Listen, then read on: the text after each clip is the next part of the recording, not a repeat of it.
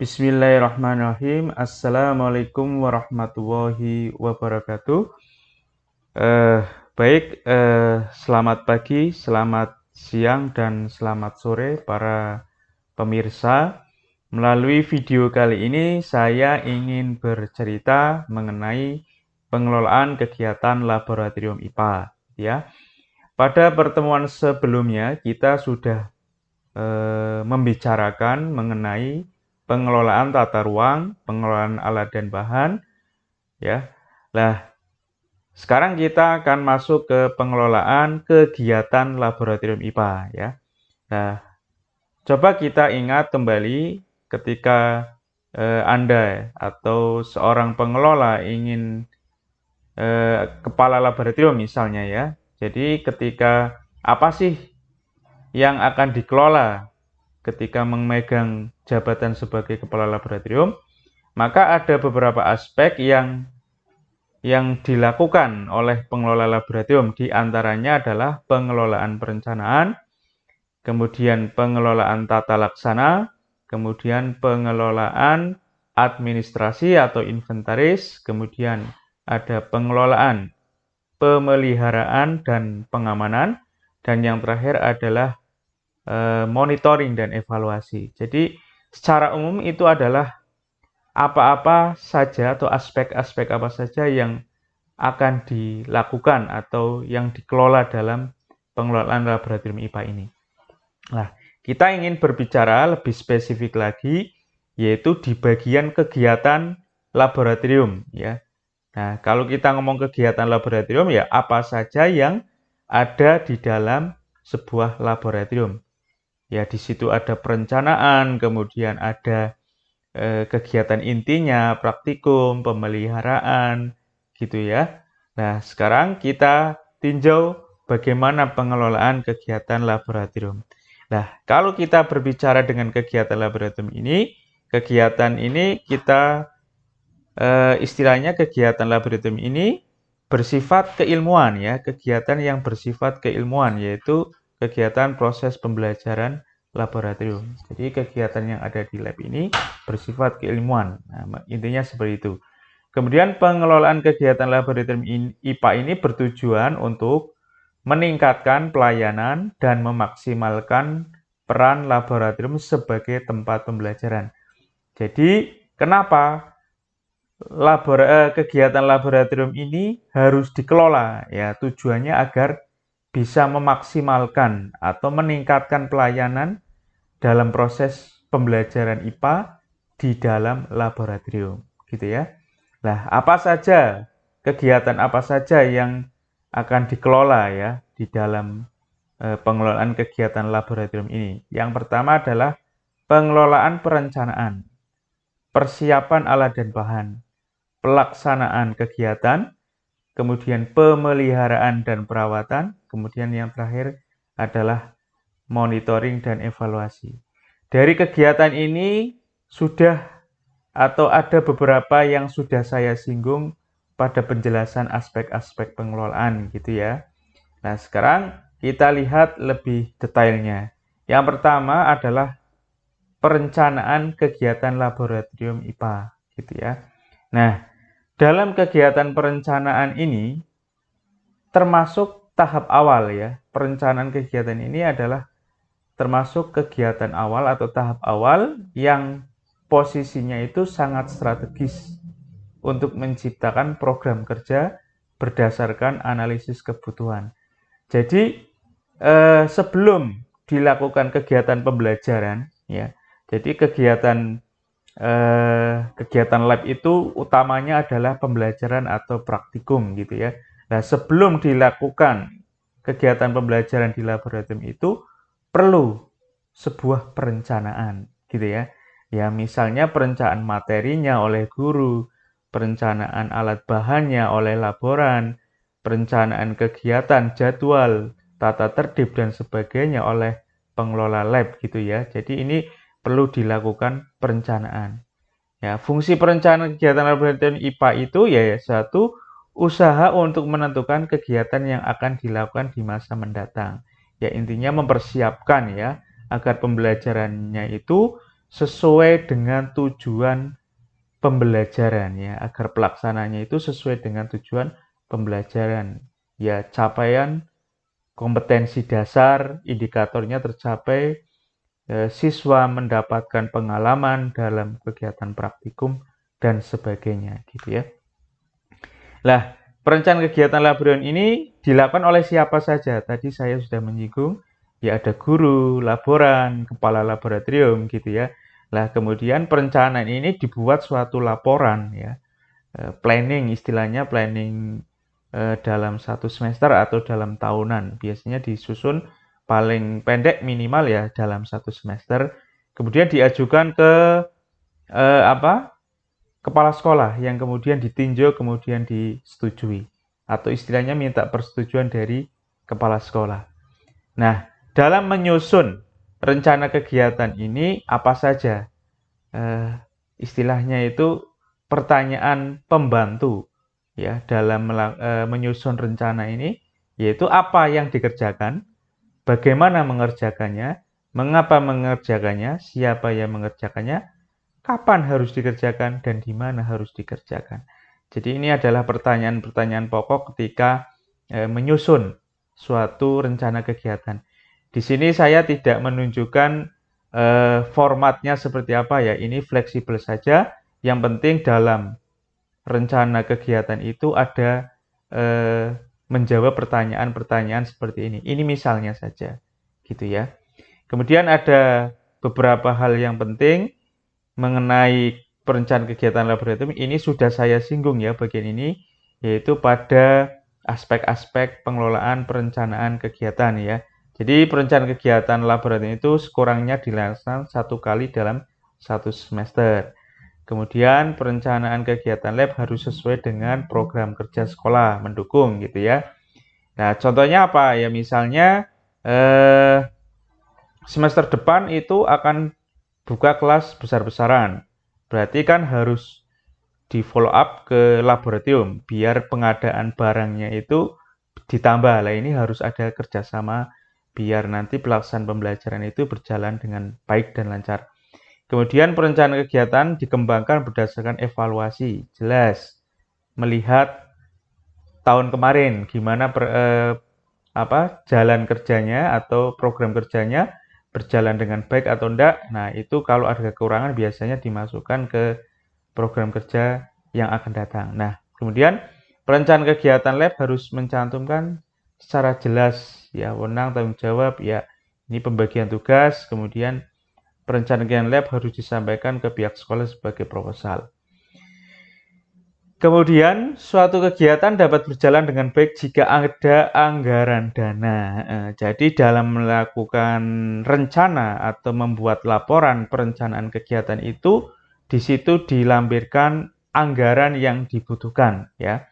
Nah, bagaimana cara menyusun anggaran atau datanya itu didapat dari mana? Ya, ini ada beberapa yang dapat dilakukan ya melalui identifikasi dan evaluasi. 1. Cek persiapan atau persediaan alat dan bahan yang ada di ruang penyimpanan. Jadi, laboran dibantu guru atau kepala laboratorium mengecek kondisi barang, ya, gitu ya. Persediaannya gimana, cukup atau kurang? Kalau kurang, tambahkan. Maka dicantumkan di rencana anggaran. Kemudian cek fasilitas, ya, yang termasuk fasilitas itu gas, listrik, mebler, dan alat keamanan ya, dan sebagainya. Kemudian berdasarkan informasi atau masukan dari laboran, guru, dan personel. Maksudnya ini biasanya perorangan. Nah, ini ketika dimintai pendapat apa saja sih kira-kira yang kurang gitu ya. Nah, ini minta dari guru. Lah biasanya guru juga membuat rencana ya, rencana sendiri. Dia menelaah kurikulum dulu, materi, kemudian kira-kira akan melakukan praktikum apa, kemudian membutuhkan alat apa saja. Lah ini nanti guru mengajukan ke kepala laboratorium. Nah, kemudian untuk dicatat, kemudian diajukan ke kepala sekolah untuk anggaran dananya atau kebutuhan alatnya gitu ya. Kemudian berdasarkan informasi rencana penerimaan peserta didik ini ya, ajaran baru, jumlah peserta didik menentukan kebutuhan alat dan bahan ya. Ini seperti yang tadi saya bilang, ini kerjasama ya antara di laboratorium dan pihak sekolah. Ini contoh konkretnya. Kemudian berdasarkan informasi perkembangan kurikulum, perubahan materi yang ada di kurikulum akan mempengaruhi kebutuhan alat dan bahan. Ya, ini dilakukan oleh guru mata pelajaran, gitu ya. Nah, nanti diajukan ke laboratorium, kemudian dibuat rencana anggaran. Kemudian pengelolaan kegiatan lab yang kedua adalah persiapan alat dan bahan. Nah, ketika sudah direncanakan, nah kemudian bagaimana mempersiapkan alat dan bahan ya.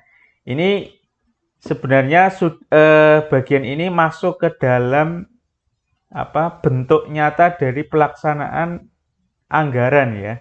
Jadi pengadaan anggaran ini bentuk nyatanya di bagian persiapan alat ya. Jadi di bagian laboran ini, tugasnya laboran itu mengecek kondisi alatnya bagaimana, kemudian kurang alat atau enggak. Nah, ini nanti di bagian pengadaan alat ya. Yang pertama, pengadaan alat ini satu, identifikasi ya. Kemudian identifikasi ini, langkah awal ini dilakukan oleh guru berdasarkan rencana pembelajaran atau sebaran materi. Ini yang dilakukan oleh guru ya.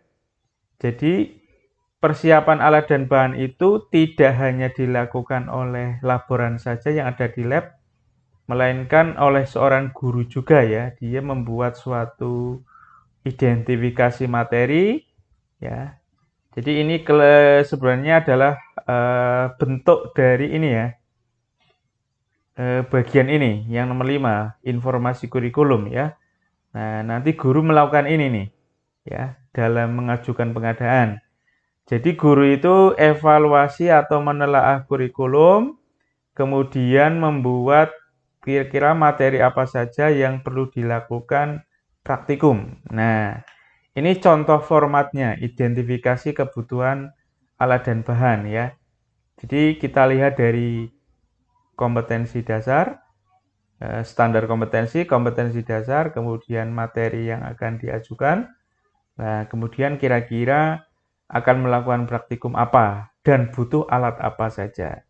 Ini contohnya seperti ini ya.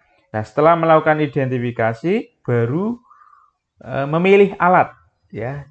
Memilih alat. Jadi tadi dibutuhkan alat jangka sorong dan misalnya mikrometer, alat ukur panjang gitu ya. Nah, sekarang alatnya yang seperti apa ya. Nah, dia harus memiliki spesifikasi yang jelas. Ya, jadi kalau kita ngomong alat ukur panjang itu macamnya banyak ya. Ada mikrometer, jangka sorong, mistar, penggaris. Nah, ini tentu saja jenis-jenisnya, tipenya itu beda-beda banyak ya. Nah, ini lebih spesifik. Alatnya seperti apa? Nah, ini dibuat suatu identifikasi ya. Kemudian setelah dapat referensi dari misalnya dari penjual, dari pabrik dan sebagainya, maka dibuat suatu usulan. Ya, usulan atau tabel usulan. Ya, ini contohnya. Nah, ini adalah yang diusulkan, misalnya beli jangka sorong. Ini adalah spesifikasi alat-alatnya. Ya, jenisnya seperti ini, buatan dari mana? Nah, ini tentu saja konsultasi dari para penawar ya. Jadi biasanya ada penawar alat laboratorium atau bisa mencari tracking sendiri di marketplace misalnya ya. Di sana dicari, kemudian dilaporkan seperti ini. Nah, nanti kira-kira butuh dananya berapa. Nah gitu ya. Kemudian setelah melakukan persiapan ya, jadi kita masuk ke bagian kegiatan ya. Jadi pelaksanaan kegiatan laboratorium adalah bukti konkret dari perencanaan kegiatan. Ya, pelaksanaan kegiatan laboratorium harus dicatat datanya ya. Misalnya dalam bentuk daftar hadir, daftar pemakaian laboratorium, daftar penggunaan alat ya. kalau bisa dibuat berita acara gitu ya. Jadi ini adalah kegiatan lab ya, kegiatan praktikum atau kegiatan demonstrasi, kegiatan ya praktikum, demonstrasi, eksperimen gitu ya. Ini adalah kegiatan intinya. Nah, agar kegiatan itu bisa berjalan dengan baik hendaknya ya, ini pelaksana kegiatan tidak boleh menyimpang dari apa yang direncanakan. Jelas, harus sesuai dengan panduan. Biasanya kalau di sekolah dibuat buku panduan praktikum. Nah, itu nanti disusun oleh guru, diberikan ke laboratorium, laboran membuat desain, kemudian diperbanyak, kemudian dirilis, hasilnya diberikan ke siswa, biasanya kayak gitu. Kemudian pelaksanaan kegiatan lab, misalnya praktikum atau yang lain harus sesuai dengan jadwal kegiatan. Harus mematuhi jadwal, karena penggunaan lab itu banyak ya, banyak kelas misalnya kayak gitu. Kemudian setiap pelaksana pengguna kegiatan lab harus memahami betul apa yang akan dilakukan. Jadi sebelum masuk ke laboratorium, seorang praktikan itu harus mengerti ingin mengerjakan apa saja. Jadi ketika masuk di laboratorium itu tidak bingung gitu ya. Dia langsung melakukan kegiatannya efisien, cepat, memahami alat sehingga tidak terjadi hal-hal yang tidak diinginkan gitu ya. Kemudian pelaksana kegiatan harus terdata ya. Ini harus direkod ya, daftar hadir, daftar pemakaian alat, daftar meminjam, memakai berapa persen. Nah, ini harus dicatat. Ini berkaitan dengan kelengkapan monitoring evaluasi yang akan digunakan untuk perencanaan semester yang akan datang kayak gitu. Kemudian ini berikut adalah bentuk ya pelaksanaan kegiatan di dalam laboratorium, diantaranya ya ini penyediaan alat dan bahan. Jadi sebelum dilakukan kegiatan inti praktikum gitu ya, ada beberapa hal kegiatan yang lain yang harus dilakukan ya. Ya, jadi seorang laboran itu menyediakan alat ya.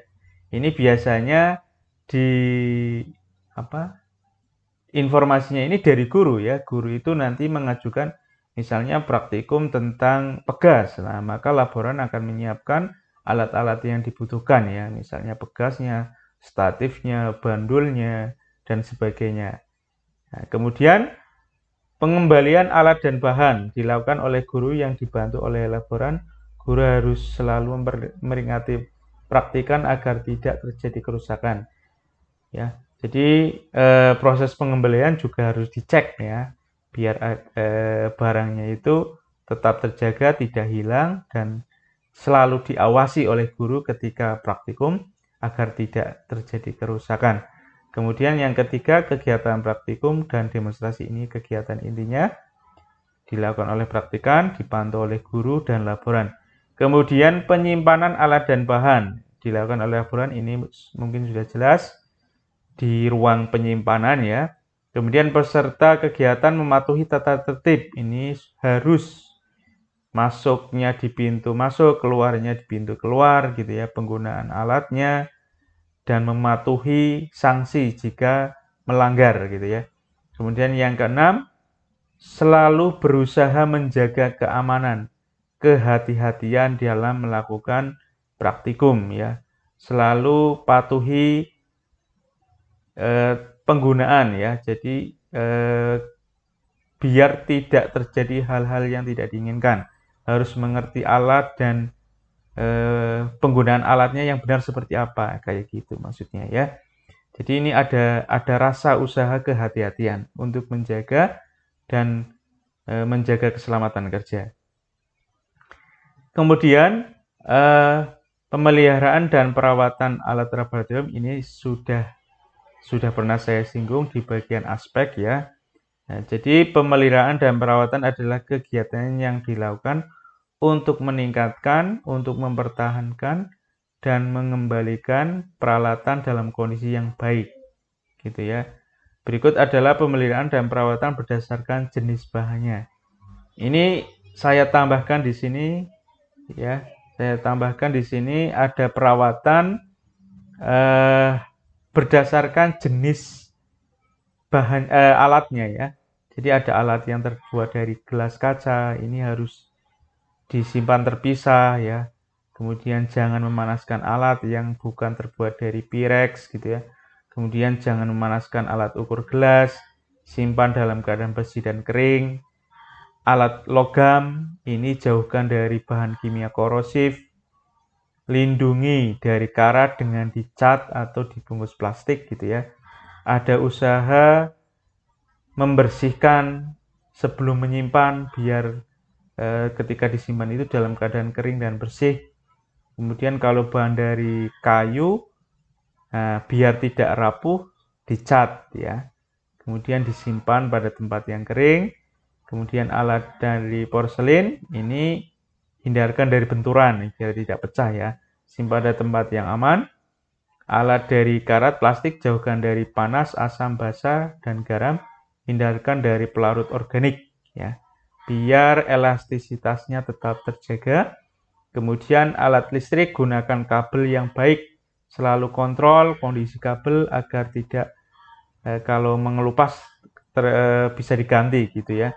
Kemudian kalau ada barang-barang yang bersifat komputer, laptop, unit komputer gitu ya, gunakan stabilizer biar listrik arus yang masuk kepada alat elektronik itu dalam kondisi stabil sehingga alatnya bisa bekerja dan awet gitu ya. Kemudian kegiatan monitoring ini jelas sekali dilakukan ya. Setiap ada kegiatan itu di bagian akhir harus ada monitoring. Ya, ini data minimal didapat dari itu daftar hadir, daftar penggunaan gitu ya. Minimal didapat dari situ. Adapun kegiatan ini fungsinya adalah fungsi dari evaluasi dan monitoring mencakup satu, evaluasi monitoring kegiatan lab diperlukan untuk mengontrol, mengendalikan ketercapaian tujuan kegiatan.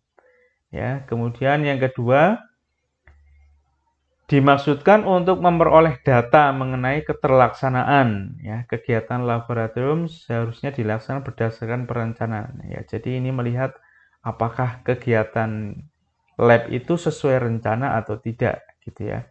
Istilahnya adalah efisiensi penggunaan laboratorium. Kemudian yang ketiga, data yang diperoleh dari evaluasi digunakan sebagai bahan masukan penyusunan perencanaan kegiatan yang akan datang gitu ya. Nah, jadi intinya ya kegiatan monitoring dan evaluasi ini adalah untuk flashback atau untuk timbal balik kegiatan yang tidak sesuai biar bisa direncanakan kembali agar perencanaan mendatang atau kegiatan yang akan datang bisa berjalan dengan baik. Gitu ya, mungkin itu saja yang dapat saya berikan pada topik kali ini mengenai pengelolaan kegiatan laboratorium. Semoga bisa menambah wawasan Anda mengenai pengelolaan laboratorium IPA.